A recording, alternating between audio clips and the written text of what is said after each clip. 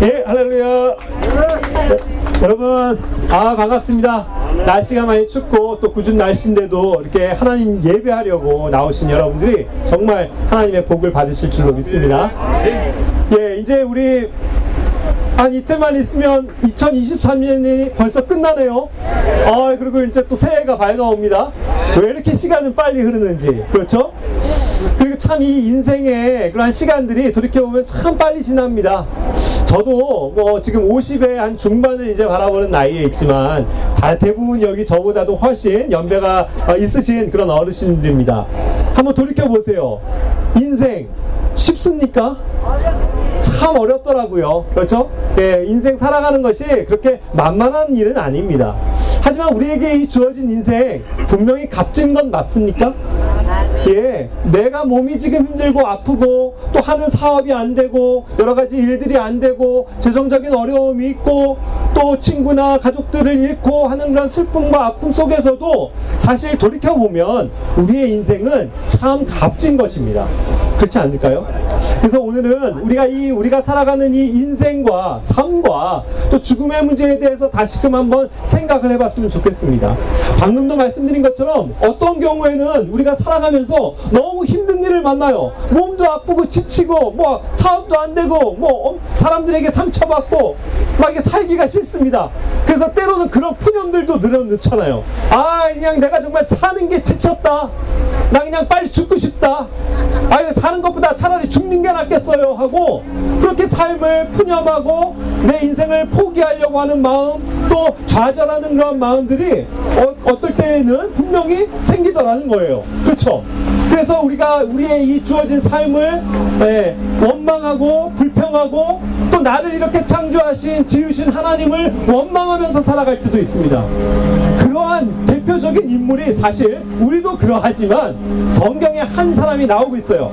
그것은 선지자 요나라는 사람이었습니다. 요나 아세요? 요나? 하나님의 선지자로서 부르심을 받았습니다. 그런데 그 요나가 하나님을 피해 다니면서 하나님이 하라고 하신 그 말씀들을 대언하지 않고 비겁하게 숨어 들어가고 그러면서 자신의 인생을 나중에 한탄하고 원망하고 하나님 앞에 불평하는 장면을 성경에서 기록하고 있거든요. 그것이 우리 인간의 연약함인 것입니다. 요나가 뭐라고 얘기했는지 제가 한번 읽어드릴게요. 요나서 4장 3절 말씀입니다. 그가 내 생명을 취하소서 하나님 앞에 나는 사는 것보다 죽는 것이 내게 더 낫습니다. 이와 같이 얘기하는 거예요. 그것을 한 번이나 얘기하는 게 아니고 또 합니다. 나중에 가서 내가 분노하여 죽기까지 할지라도 잘하는 것입니다. 내가 사는 것보다 죽는 것이 더 낫습니다 하면서 하나님 앞에 막 항변을 하는 거예요. 하나님, 내 인생이 왜 이렇습니까? 이런 하나님이 더 있어요.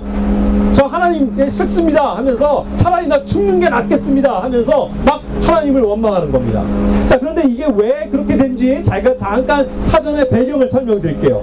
이 선지자 요나는 그 당시에 그 이스라엘 땅을 괴롭히던 그 아주 거대한 왕국, 제국이 있었는데 그것이 아시리아라고 하는 제국이었습니다. 아수르라고 하는 그 제국인데요. 그 제국은 그 당시에 있는 메소포타미아 지역을 완전히 석권한 대제국이 되었습니다. 그런데 어떠한 방법으로 했냐면요, 그 정복하는 식민지들을 그냥 싹 다 멸해버리는 거예요. 씨를 완전히 말려버리는 겁니다.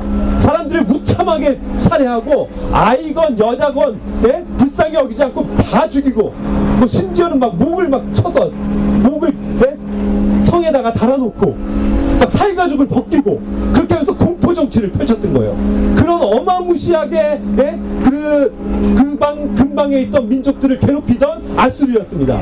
그러한 아수르한테 침략을 당해서 지금 이스라엘도 힘이 없으니까 조공을 바치고 있었던 세대예요. 마치 우리나라가 예전에 일제에 힘이 없어서 나라를 빼앗겼었던 것과 같은 그러한 상황입니다. 그러니까 얼마나 이 아수르가 치를 떨고 싫겠어요. 요나도 사실 나름대로 민족주의자입니다. 자기 민족을 사랑하는 사람이에요. 의로운 사람이었습니다. 그래서 그러한 불의를 참지 못하고 저런 아수르 같은 나쁜 민족은 하나님께서 싹 다 멸하셔야 합니다. 그런 생각을 가졌습니다. 빠졌던 거예요. 그래서 하나님이 그들에게 가서 니느웨에게 가서 그것이 이제 성읍이 니느웨인데 거기 엄청난 많은 사람들이 있는데 거기에 가서 외쳐라. 너희가 이렇게 살다가는 반드시 멸망할 것이다 하는 그 설교를 하라고 하신 거예요. 그런데 가만 생각해 보니까 요나가 뭘 캐치한 거냐 하면 하나님은 그럼에도 불구하고 그 니느웨 백성, 아시리아의 백성이 하나님 앞에 회개하고 돌이키면 그들을 용서하실 하나님이라는 걸 아는 거예요. 아멘. 사실 이것이 은혜 아닙니까? 아멘. 얼마나 감사한 거예요. 그런데도 요나는 그게 싫은 거예요. 왜요? 자기 민족을 괴롭히는 그 아수르가 그냥 멸망하길 바라는 거예요. 하나님 하나님 앞에 회개 안 하고 그냥 싹 다 죽어버렸으면 좋겠는 거예요. 그렇죠? 그래서 그런 마음을 품고 이제 하나님 앞에서 그 받은 바의 말씀들을 외쳐야 되는데 사실 그냥 하루길 결국 사흘이나 다녀야 되는 그 길을 하루만 대충 그냥 너희들 안 믿으면은 멸망해 그냥 한두 마디 외치고 숨어버린 거예요. 하나님이 하라고 하신 그 말씀을 제대로 순종하지 않았다는 겁니다. 왜요? 그의 마음 가운데는 분노가 자리 잡고 있었거든요. 아수리아에 대한 그 원망이 자리 잡고 있었기 때문에 하나님이 그런 민족을 싹 다 좀 멸해버리길 바랬던 겁니다. 그런데 이제 하나님이 그 회개하는 뒤늦게 니느웨 백성들은 회개를 했어요. 그래서 왕으로부터 모든 신하와 백성과의 소에게까지도 베옷을 입히고 하나님 앞에서 무릎을 꿇고 하나님 우리를 용서해 주십시오 하고 나왔단 말이에요. 그러니까 하나님이 어떻게 하시겠어요? 그런 백성임에도 불구하고 그들을 용서하시고자 그들을 하는 그런 사랑의 마음을 품어주신 겁니다. 그걸 알고 요나는 막 분노가 터지는 거예요. 그래서 하나님이 어떻게든 이 백성을 안 쓸어버리시나 하고 저 언덕에 올라가서 이 니느웨 이 성읍이 언제 무너지나 그것을 막 눈이 커져갖고 막 보고 있는 그런 장면이라는 겁니다. 그런데 하나님께서 그들을 긍휼히 여기시고 멸망을 안 시키시고 그들을 구원해 주시니까 끝내 요나가 뭐예요? 분통이 터지는 거죠. 그래서 방금 이 말씀 하는 겁니다. 하나님은 공평하지 않습니다. 저런 나쁜 민족을 싹 다 좀 죽이시고 멸하셔야지 왜 저들을 살려주십니까? 하나님 나빠요. 차라리 내가 이 꼴 보느니 차라리 죽겠습니다. 날 죽여주십시오. 이와 같이 항변을 한다는 거예요. 자기가 오히려 하나님보다 의롭다는 겁니다. 그러면서 자기의 인생을 그냥 스스로가 마감하겠다라고 그렇게 의의를 부리고 있어요. 뭔가 멋진 인생 같습니까? 하나님께 막 도전을 하고 내가 차라리 죽는 게 낫습니다. 그냥 나는 죽음을 택하겠습니다 하는 것이 어떤 의로운 모습이냐고요. 사실 그것이 아닙니다. 하나님 앞에 이것은 엄청난 불의요 교만인 거예요. 하나님께서 정하신 그의 인생을 하나님의 말씀을 전원하라고 주신 그 소중한 인생을 이제 그냥 마감해버리겠다고 자기가 가는 것 아닙니까? 우리도 그런 모습 아니에요? 우리가 살면서 지치고 원망할 그런 일들이 있을 때 하나님을 원망하는 것 아닙니까? 그래서 하나님 계시다면 왜 이렇게 하십니까? 저 이 꼴 보려고 이렇게 살게 하십니까? 차라리 죽겠습니다 하고 저 한강 다리로 올라가실 거냐고요. 우리의 인생이 그렇게 무가치한 겁니까? 그리고 우리의 인생이 그렇게 우리가 함부로 나 그냥 차라리 죽겠습니다 하고 죽겠다고 나서면서 내 삶을 마감할 수 있는 권한이 우리에게 있습니까? 그렇지 않아요. 하나님께서는 우리 모두에게 소중한 인생을 허락하셨습니다.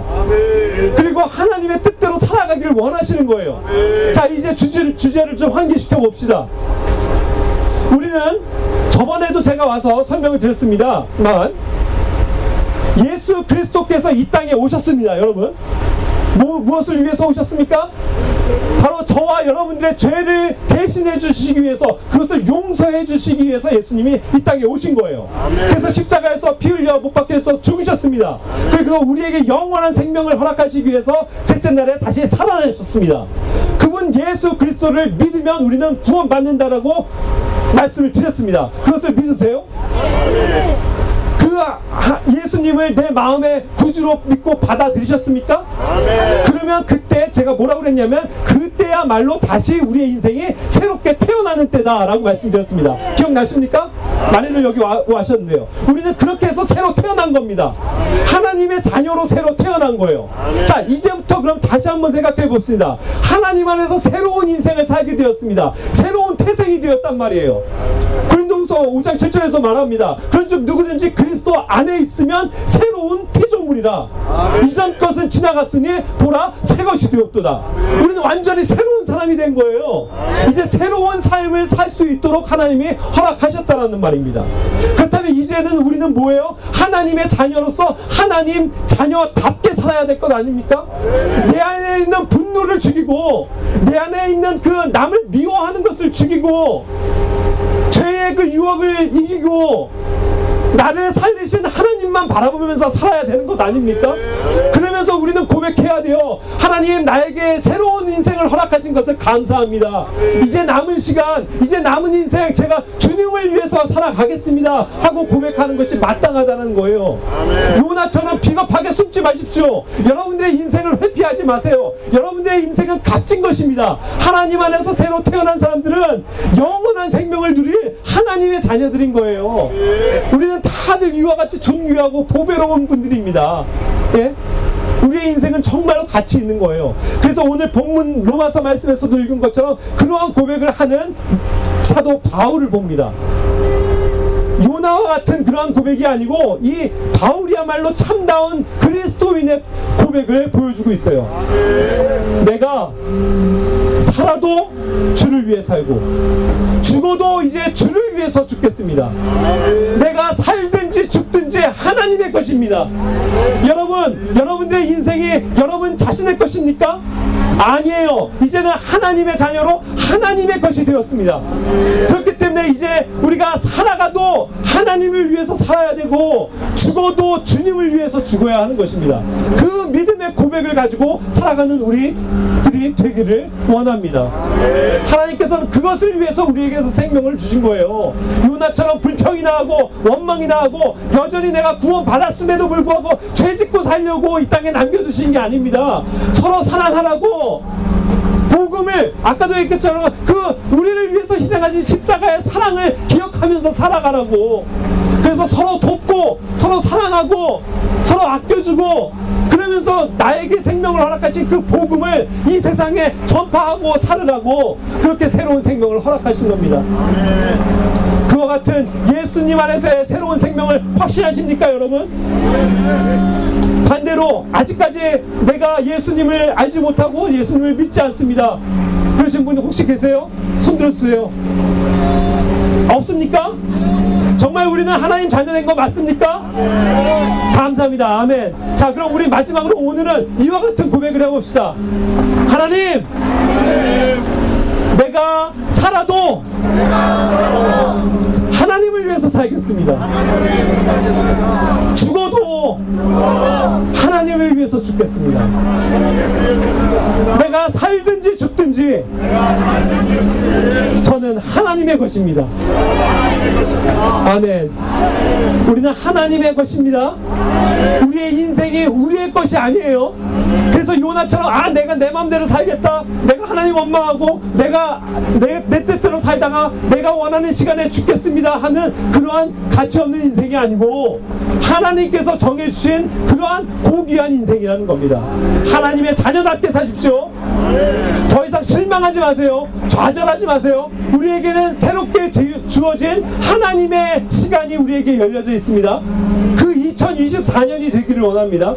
2023년에도 하나님의 은혜를 붙잡고 사셨다면 감사한 일이고, 혹시 그렇지 못하다고 하더라도 이제 2024년을 우리가 소망합시다. 내가 하나님 자녀 된 것 감사합니다. 내가 하나님을 위해서 살게 해주세요. 내가 살아도 하나님을 위해서 살고 죽어도 하나님을 위해서 죽을 준비가 되었습니다. 그 준비가 되신 분들의 결말은 뭐예요? 실제로 우리가 인생을 마치고 죽었을 때 어디에 가 있는 겁니까? 천국에 가 있는 거 맞아요? 지옥에 가 있는 분 한 명도 여기 계시면 안 됩니다. 예? 우리 이응수 목사님 맨날 그거 외치시잖아요. 천국에 가서 아이고 반갑습니다 만나는 거, 그거 우리가 소망하면서 살아야 된다고요. 그렇죠? 예, 감사합니다. 이제 2024년이 되는데 이렇게 우리에게 늘 변함없는 사랑과 은혜를 허락하시고 우리가 하나님의 자녀로서 살아가게 하시는 이 영광스러운 인생을 허락하신 주님께 찬양 드리면서 시간 기도로서 마무리하겠습니다. 주님 감사합니다. 우리를 죄 가운데서 구원해 주시고 우리에게 새로운 생명을 주시고 영원한 생명을 얻게 하신 가운데서 의롭게 새로 태어나게 하신 것을 감사를 드립니다. 이제는 우리가 하나님의 자녀답게 살기를 원합니다. 이제는 우리가 하나님의 것이 되었습니다. 살아도 하나님을 위해서 살고 죽어도 하나님을 위해서 죽겠다라는 그러한 각오와 기도를 가지고 우리가 살아갈 수 있도록 인도하여 주시옵소서. 2023년을 지켜주신 하나님 감사합니다.